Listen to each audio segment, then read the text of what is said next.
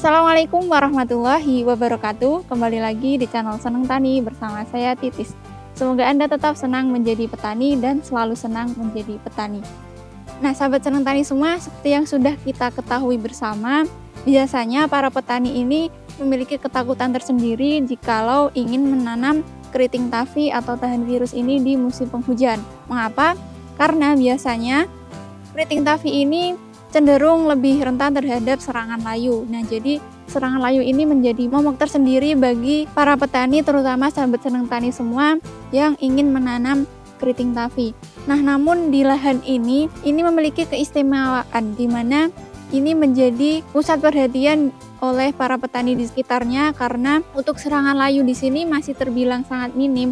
Padahal tentunya keriting tafi ini cenderung lebih rentan terhadap serangan layu. Nah, selain itu, dibandingkan dengan lahan lain di sebelahnya, ini juga untuk serangan layu di sini masih terbilang sangat minim dan masih mampu berproduksi sampai saat ini.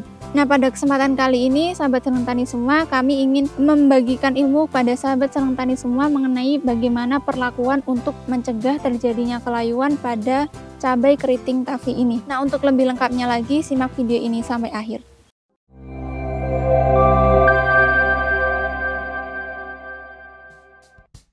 Oke, sahabat Seneng Tani semua, kembali lagi di channel Seneng Tani. Pada kesempatan kali ini kami berada di salah satu lahan cabai keriting tafi di Kecamatan Sawangan, Kabupaten Magelang. Dan lahan ini adalah milik Mbak Wit. Ini merupakan salah satu petani dampingan dari Toko Pertanian Moroseneng. Beberapa waktu yang lalu Mbak Wit ini menghubungi salah satu PPL di Moroseneng bahwa ada salah satu tanaman yang sudah bergejala dia ini akan layu.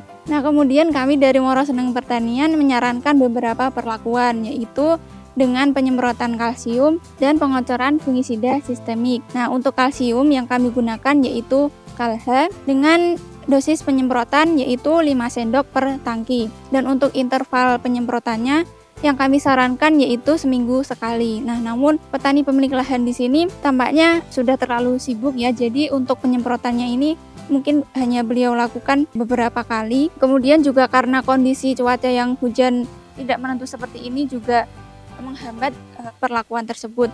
Nah, jadi walaupun untuk perlakuannya ini kurang rutin, tidak sesuai dengan yang kami sarankan, namun sejauh ini untuk layunya masih bisa diminimalisir dan untuk tanaman yang terserang layu pada awalnya tadi tidak menyebar ke tanaman lain. Dan sejauh ini untuk serangan layunya yang kami hitung ini tidak lebih dari 10 tanaman. Dan kemudian untuk pengocoran fungisidanya kami sarankan menggunakan fungisida sistemik. Mengapa? Karena di musim hujan seperti saat ini biasanya tanaman layu ini diakibatkan oleh serangan jamur di bagian akarnya. Nah, oleh karena itu kita harus meningkatkan ketahanan tanaman itu sendiri dari dalam tanaman. Jadi pengocoran fungisida sistemik ini nantinya akan meningkatkan daya tahan tubuh dari tanaman itu sendiri sehingga tidak mudah terserang oleh patogen. Mengapa kami menyarankan untuk menyemprotkan kalsium pada tanaman ini? Karena ini juga didasarkan dengan karakteristik dari tanaman cabai keriting tafi ini, di mana cabai keriting tafi ini memiliki jaringan tanaman yang lebih tipis. Nah, jadi kita harus menyemprotkan kalsium ini karena kalsium ini nantinya menguatkan jaringan tanaman. Nanti jika disemprotkan dengan kalsium, maka untuk jaringan tanaman ini akan lebih tebal, kemudian tentunya juga akan lebih tahan terhadap serangan patogen. Nantinya kulit buahnya akan jauh lebih kuat terhadap serangan antraknosa, kemudian untuk batangnya juga akan lebih tahan terhadap serangan. Kemudian kita beralih mengenai perlakuan pengocorannya. Jadi kami menyarankan untuk dilakukan pengocoran fungisida sistemik. Kebetulan di sini Mbak Wit menggunakan merek dagang Ridomil. Nah, untuk sahabat Seneng Tani semua bebas bisa menggunakan merek dagang apa saja. Yang penting itu sifatnya adalah sistemik. Jadi di lahan lain kami sudah mengamati juga para petani ini. Jadi ada yang menggunakan bahan aktif difenoconazole, kemudian azoxystrobin, ada juga yang menggunakan metiltiovanat, kemudian ada juga yang menggunakan dimethomorph. Nah, ini kembali lagi ke pilihan sahabat Seneng Tani semua, asalkan fungisida ini bekerja secara sistemik. Jadi intinya adalah kita harus meningkatkan daya tahan tubuh tanaman itu sendiri dari dalam tanaman. Nah, tentunya jika kita sudah meningkatkan daya tahan tanaman dari dalam tubuh tanaman itu sendiri, nantinya tanaman akan secara alami lebih tahan terhadap serangan patogen. Nah, mungkin tanaman yang dimiliki oleh sahabat senang tani semua mungkin lebih lebat dari ini, kemudian untuk serangan layunya juga lebih besar. Nah, hal tersebut biasanya dipengaruhi oleh kadar keasaman di dalam tanah yang biasanya dipicu oleh aplikasi pupuk kimia, kemudian curah hujan yang terlalu tinggi. Oleh karena itu, mungkin metode yang sudah saya sampaikan tadi tidak bisa langsung diaplikasikan. Jadi kami menyarankan untuk mengocorkan kalsium terlebih dahulu. Fungsinya yaitu untuk menghentikan kadar asam yang masuk ke dalam tanaman. Nah, sahabat senang tani semua, metode yang sudah kami sampaikan tadi lebih efektif jika diaplikasikan saat tanaman mulai memasuki fase generatif, yaitu jika tanaman sudah berumur sekitar 25-30 hari.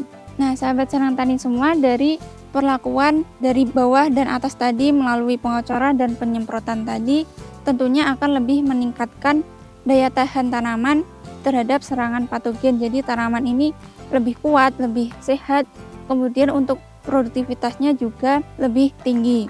Nah, mungkin yang menjadi pertanyaan bagi sahabat senang tani semua, bagaimana tanaman ini mendapatkan nutrisi atau makanannya?